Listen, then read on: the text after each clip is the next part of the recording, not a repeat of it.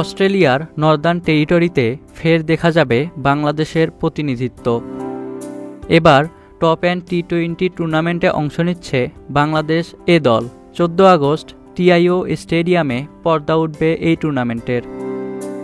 গতবার high performance দল খেললেও এবার সেই জায়গায় যাচ্ছে বাংলাদেশ এ দল।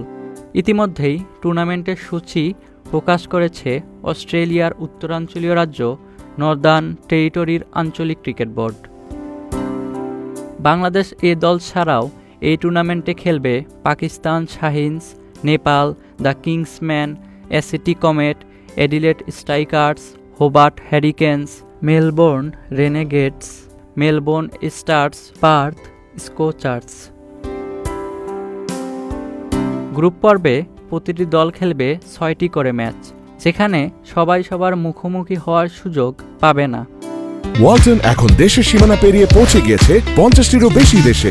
ওয়ালটন, ঘরে ঘরে বিশ্বজুড়ে। বাংলাদেশ এ দল গ্রুপ পর্বে খেলবে Pakistan Shaheens, Nepal, Perth Scorchers, Northern Territory Strike, Melbourne Stars ও অ্যাডিলেড স্ট্রাইকার্সের বিপক্ষে।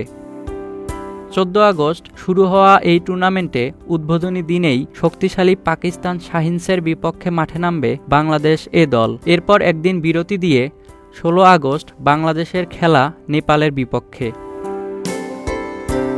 পরদিন অর্থাৎ 17 আগস্ট বাংলাদেশের প্রতিপক্ষ বিগ ব্যাশের পার্থ স্কচার্স।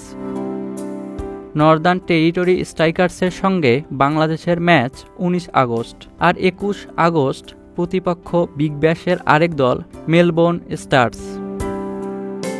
বাংলাদেশের সবগুলো ম্যাচই হবে স্থানীয় সময় সন্ধ্যা 7টায়, আর বাংলাদেশ সময় বিকেল 3:30।